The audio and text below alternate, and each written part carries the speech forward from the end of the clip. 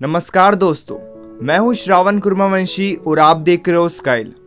अगर आप no contact rule को यूज करना चाहते हो, अगर आप नो कांटेक्ट रूल को रिलेशनशिप में अप्लाई करना चाहते हो, तो इस वीडियो को एक बार जरूर देख लेना, क्योंकि हर बार नो कांटेक्ट रूल सही काम नहीं करता है। सबसे पहले बात करते हैं कि नो कांटेक्ट रूल जरूरी कब होता है। देखो, अगर आप किसी इंसान के साथ रिलेशनशिप में हो और आप एक दूसरे से छोटी छोटी बात पर फाइट कर रहे हो, छोटी छोटी बात पर एक दूसरे के साथ लड़ना शुरू कर रहे हो, या फिर अगर आप एक दूसरे से इरिटेट हो रहे हो, एक दूसरे से बात करना पसंद नहीं कर रहे हो। पहले आप एक दूसरे को काफी ज्यादा टाइम देते थे, इसीलिए रिलेशनशिप काफी ज्यादा बोर हो गया है, रिलेशनशिप में से इंटरेस्ट काफी हद तक खत्म हो चुका है।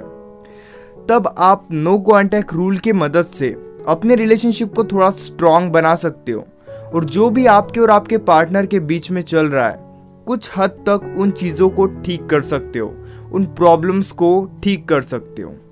या फिर अगर आपका किसी इंसान के साथ ब्रेकअप हुआ है, आप उस इंसान से बहुत ज़्यादा प्यार करते थे, लेकिन किसी रीज़न के वजह से आपका और उनका ब्रेकअप हो गया, आप एक दूसरे से अलग हो गए हो, तब भी आप नो कांटेक्ट रूल को यूज़ कर सकते हो मूव ऑन करने के लिए, उस इंसान को भूलने के लिए। जी हाँ, जब भी आप किसी इंसान को भूलना चाहते हो या उस इंसान से दूर जाना चाहते हो, तब भी आप नो कांटेक्ट रूल को यूज कर सकते हो। ये काफी डिफिकल्ट है समझना।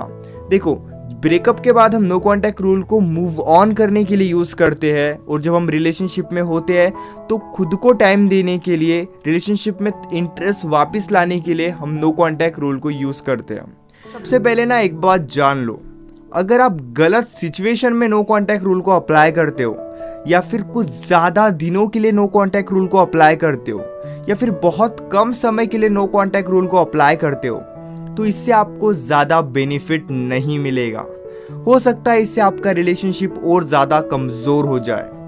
हमारे मन में ये भी सवाल आता है कि अब हमारा ब्रेकअप हो गया है, भूलने के लिए हम नो कांटेक्ट रूल को अप्लाई कर रहे हैं, तो हमें कब तक नो कांटेक्ट रूल को अप्लाई करना चाहिए? या फिर हम हमारे रिलेशनशिप को और ज़्यादा स्ट्रॉन्ग बनाने के लिए नो कांटेक्ट रूल को अप्लाई कर रहे हैं, हमें कितने दिनों तक नो कांटेक्ट रूल को अप्लाई करना चाहिए? ये सबसे पहले एक बात तो समझ लो, नो कांटेक्ट रूल कितने दिनों तक फॉलो करना है, ये डिपेंड करता है सिचुएशन के ऊपर। जी हाँ, क्योंकि अगर आप गलत सिचुएशन में नो कांटेक्ट रूल को अप्लाई करते हो तो आपको बिल्कुल भी बेनिफिट नहीं होगा। लेकिन अगर आप सही टाइम पे सही सिचुएशन में नो कांटेक्ट रूल को अप्लाई करते हो तो इससे आपको बहुत ज़्यादा बेनिफिट होगा, आपका रिलेशनशिप बहुत ज़्यादा स्ट्रॉन्ग बनेगा। या फिर अगर आप मूव ऑन करना चाहते हो तो आप काफ़ी इजीली मूव ऑन भी कर सकते हो। इसलिए आज के इस वीडियो में हम मेनली 3 सिचुएशन के ऊपर बात करने वाले हैं कि आपको इन सिचुएशन में क्या क्या करना चाहिए, कितने दिनों तक नो कांटेक्ट रूल को फॉलो करना चाहिए। ये सबसे पहली सिचुएशन है ब्रेकअप के बाद, दूसरी सिचुएशन है जब आपके बीच में काफ़ी सीरियस इशू चल रहा है, और तीसरी सिचुएशन है कि अगर आपके बीच में रेगुलर फाइट चल रही है, हर दूसरे दिन फाइट होती है, तब आपको नो कांटेक्ट रूल को कितने दिनों तक फॉलो करना चाहिए। गैस, सबसे पहले एक बात समझ लो, अगर आपका ब्रेकअप हुआ है, वो इंसान आपसे दूर हो गया है, चाहे किसी भी रीज़न के वजह से आपका ब्रेकअप हो गया है और अब आप मूव ऑन करना चाहते हो, मूव ऑन करने के लिए अगर आप नो कांटेक्ट रूल को अप्लाई कर रहे हो, नो कांटेक्ट रूल मतलब कि आपको पूरी तरह उस इंसान से कांटेक्ट को ख़त्म कर देना है, किसी भी तरह का कांटेक्ट नहीं रखना है, राइट। तो ब्रेकअप के बाद आप जितने दिनों तक नो कांटेक्ट रूल को अप्लाई कर सकते हो करो, क्योंकि इससे आपको मूव ऑन करने में बहुत ज़्यादा हेल्प होगी। जितने भी फोटोज़ है, जिस भी तरीके के फोटोज़ या फिर नंबर, रिकॉर्डिंग, चाहे जो भी आपके फ़ोन में अवेलेबल है, या तो डिलीट कर दो, डिलीट करना बहुत ज़्यादा बेस्ट ऑप्शन है, या फिर प्राइवेट करो। लेकिन मैं सजेस्ट करूँगा अगर आप डिलीट कर दोगे तो बहुत ज़्यादा बेटर रहेगा। पास्ट में जो हुआ है उसे पास्ट में ही रहने दो, प्रेजेंट पे फोकस करो। अब बात करते हैं दूसरे सिचुएशन के बारे में, कि अगर आपके बीच में बहुत ज़्यादा सीरियस इशू चल रहा है तब आपको क्या करना चाहिए। गाइस, अकॉर्डिंग टू मी, अगर आपके बीच में बहुत ज़्यादा सीरियस इशू चल रहा है तो नो कांटेक्ट रूल को अप्लाई मत करो, क्योंकि अगर आप सीरियस इशू के बीच में नो कांटेक्ट रूल को अप्लाई करते हो तो शायद इससे आपको ज़्यादा बेनिफिट नहीं मिलेगा, बल्कि आपका रिलेशनशिप और ज़्यादा कमज़ोर हो जाएगा।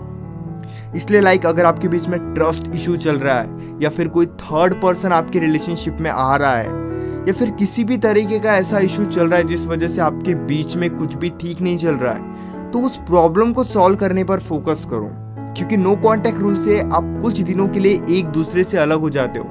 इससे प्रॉब्लम सॉल्व नहीं होती है। इसलिए अगर कुछ सीरियस प्रॉब्लम है तो उस प्रॉब्लम को सॉल्व करने पर ज़्यादा फोकस करो। अब बात करते हैं थर्ड सिचुएशन के बारे में।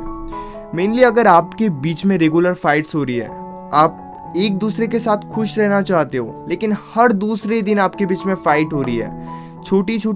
छोटा छोटा इशू काफ़ी बड़ा इशू बन रहा है, काफ़ी बड़ी प्रॉब्लम क्रिएट हो रही है छोटी सी बातों पर, तब आप नो कांटेक्ट रूल को अप्लाई कर सकते हो। गाइस, ये बेस्ट टाइम है नो कांटेक्ट रूल को अप्लाई करने का और अपने रिलेशनशिप को स्ट्रॉन्ग बनाने का। क्योंकि जब आप नो कांटेक्ट रूल को अप्लाई करते हो तब सारी फाइट्स वहीं पर स्टॉप हो जाती है। जो भी छोटी छोटी फाइट्स, छोटे छोटे इशू आपके बीच में चल रहे थे, वो वहीं पर स्टॉप हो जाते हैं और आप एक दूसरे को सेपरेट करते हो कुछ दिनों के लिए। इससे आप खुद को टाइम दे सकते हो, रिलेशनशिप में क्या गलत चल रहा था इस बारे में सोच सकते हो और उस प्रॉब्लम को इजीली सॉल्व कर सकते हो।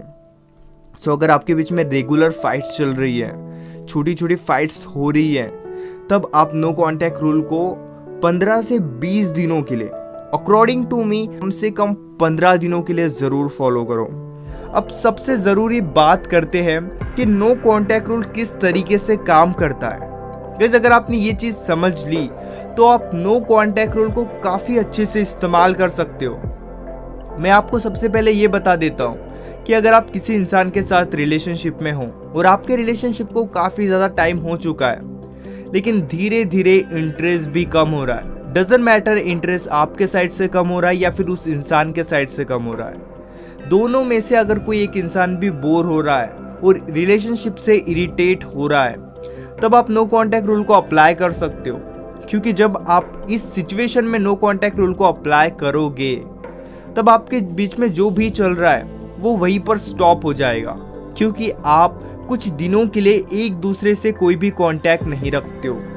एग्जाम्पल देता हूँ, अगर आपका पार्टनर आपसे रोज फाइट करता है या फिर किसी वजह से आपके और आपके पार्टनर के बीच में रोज फाइट हो जाती है और उसी बीच आप नो कांटेक्ट रूल को अप्लाई करते हो, तो आप अपने पार्टनर के साथ कुछ दिनों तक नहीं रहोगे।